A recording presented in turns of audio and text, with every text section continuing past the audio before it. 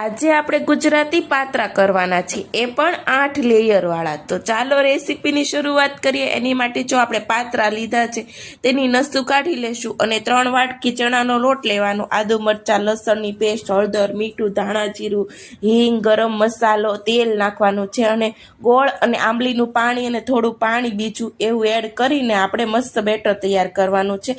પાત્રાનું પાન લેશું અને તેમાં આ બેટરને આવી રીતે મસ્ત લગાવવાનું છે। 3 ખૂણા એના વાળી દેશું, એની ઉપર બીજું પાન મૂકવાનું છે, એની ઉપર ત્રીજું પાન મૂકવાનું છે। એવી રીતે 8 લેયર કરવાના છે અને આપણે બાફવા મૂકીશું। એમાં સ્ટીકની મદદથી કાણા પાડીશું અને 15 થી 20 મિનિટ સુધી તેને બફાવા દેશું અને આપણે હવે ચેક્સ પાડીશું અને આપણે હવે જોવી કે કેવા લેયર પડ્યા છે। તો ચાલો હવે આપણે ચેક કરીએ। જો મસ્ત લેયર પડી ગયા છે, હવે તેની ઉપર આપણે વઘાર નાખીશું અને ધાણાથી સર્વ કરીશું। તો કોઈ પણ જાતની માથાકૂટ વગર